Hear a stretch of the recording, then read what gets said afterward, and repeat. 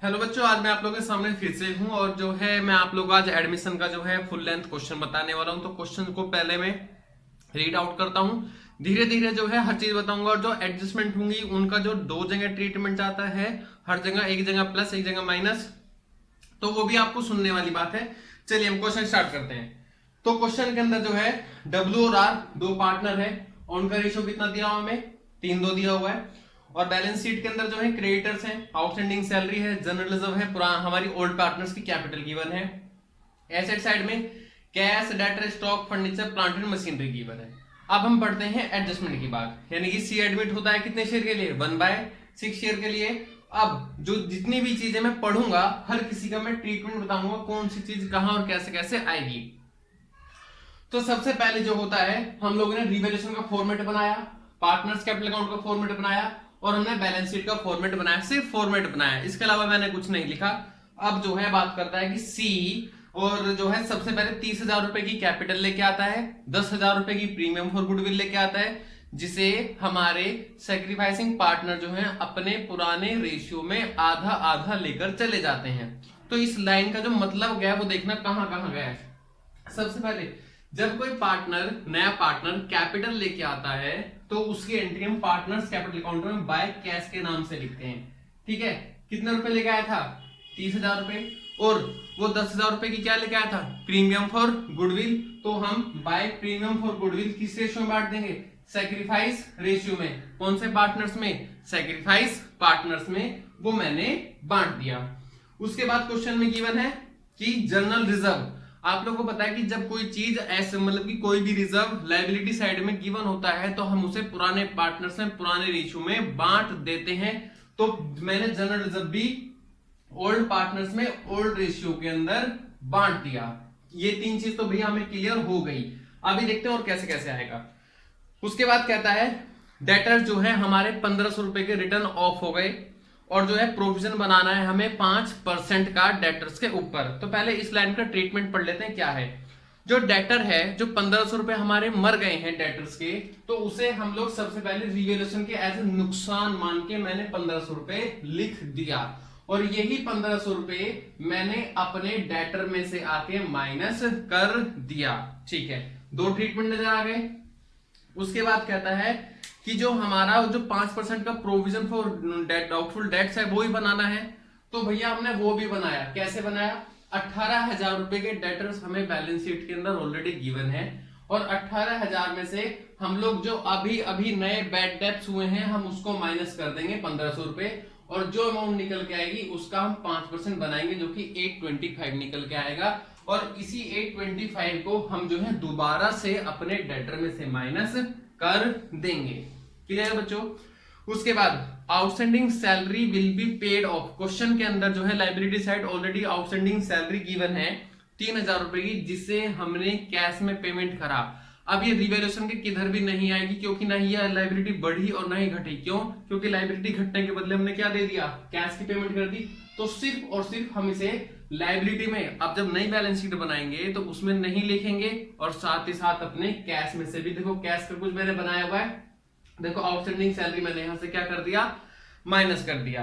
तीन एडजस्टमेंट खत्म हो गई है। चौथी, stock will be depreciated by 10%। जितना स्टॉक कम हो गया तो कम हो गया मतलब हमारा नुकसान हो गया, तो मैंने अपने स्टॉक को टू स्टॉक लिख लिया। बैलेंस शीट में 10,000 और 20,000 रुपए का गिवन है और 20,000 का 10% कितना बनेगा हमारा 2,000 रुपए, जो कि मैंने यहां से आके माइनस कर यहां पे लिख दिया और इसी स्टॉक को मैं अपनी बैलेंस शीट में जाके एसेट्स में से माइनस कर दूंगा।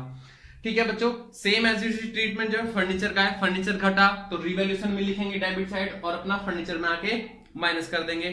प्लांट एंड मशीनरी था 8% जो कि वो भी गिर गई, तो सेम एज ट्रीटमेंट होगा, रिवैल्यूएशन में नुकसान साइड लिखेंगे।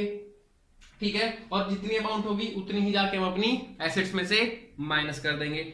चलो चौथी भी खत्म हो गई। पांचवी, इन्वेस्टमेंट जो है वो 2,500 रुपए की not mention in balance sheet नहीं दिखाई गई थी, लेकिन अब बाद में हमें पता लगी, जिससे क्या हुआ कि हमारा फायदा हुआ और फायदा हुआ तो हमने एज अ इन्वेस्टमेंट यहाँ पे 2,500 रुपए लिख लिया, जिससे कि हमारी इन्वेस्टमेंट क्या हो गई, इंक्रीज हो गई और इसी इन्वेस्टमेंट को जो हम बैलेंस शीट में जाके एसेट्स में लिख देंगे। हालांकि मैंने नहीं लिखी क्योंकि स्पेस की थोड़ी कमी थी, तो आप लोग एज अ इन्वेस्टमेंट यहाँ पे लिख लेना 2,500 रुपए की। ठीक है भाई, ये भी हो गया। उसके बाद आता है एक क्रेडिटर था 2100 रुपए का, not recorded anywhere in the balance sheet, old balance sheet. तो भैया क्रेडिटर्स अब यानी कि पहले हमें को नहीं पता था, अब हमें पैसे एक्स्ट्रा देने पड़ेंगे तो हमारा नुकसान होगा। और नुकसान हमारा कहां जाएगा, देखो लायबिलिटी साइड लिखा है, मैं सॉरी रिवैल्यूएशन के डेबिट साइड लिखा है, और इसी 2100 रुपए को जो हम पे करेंगे, देखो मैंने आउटस्टैंडिंग समझ के जो अपने पुराने क्रेडिटर्स के अमाउंट में जोड़कर बाहर लिख दिया नई बैलेंस शीट के अंदर। अब हमें ये सारी बातें जो है हमें पता लग गई।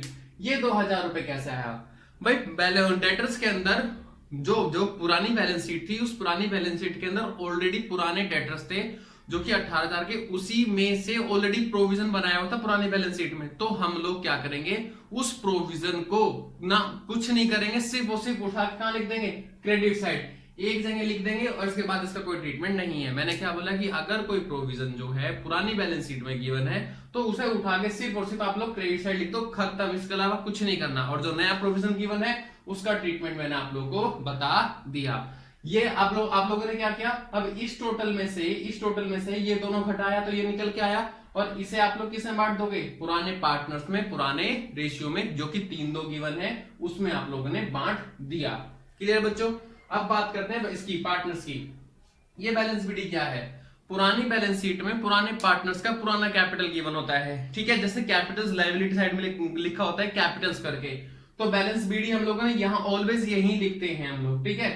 कैश ये बता चुका हूं, यही बता चुका हूं। अब देखो ये कैसे आया, क्वेश्चन में बोला गया है कि जो प्रीमियम फॉर गुडविल है उसका आधा पैसा वो विड्रॉ करके ले गए कैश में, तो 6,000 और 4,000 इन्हीं दोनों का आधा 3,000 2,000 टू कैश करके लिख दिया, और यही कैश जो है हम लोगों ने यहाँ पे आके विड्रॉ माइनस कर दिया, एज ए ड्रॉइंग हमने माइनस कर दी क्योंकि पैसा बिजनेस में से जा चुका है।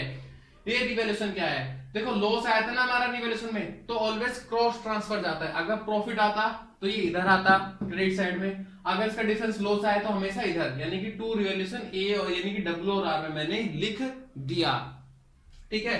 अब इस टोटल को करा तो इसमें से इसको माइनस कर दिया, इस टोटल में से इसको माइनस करा तो ये हमारी बैलेंसिंग फिगर निकल कर आ गई, ठीक है। सेम एज इट इज काम आर के साथ और मैंने सी के साथ मैंने किया है, और यही वाला जो टोटल है यही मेरा नई बैलेंस शीट के अंदर ट्रांसफर हो जाता है लायबिलिटी साइड ही। क्लियर है बच्चों। अब आई थिंक कुछ भी चीज नहीं बची है जो आप लोगों को समझ में नहीं आई होगी। अगर फिर भी कोई ऐसी बात है तो आप लोग वीडियो के कमेंट में जाके आप मेरे को लिखो, और मैं उसके लिए आपको कमेंट के अंदर ही समझा दूंगा। Thank you. अगर आपको मेरा वीडियो अच्छा लगा हो तो प्लीज चैनल को लाइक करें और चैनल को सब्सक्राइब करें और वीडियो को लाइक करें। Thank you.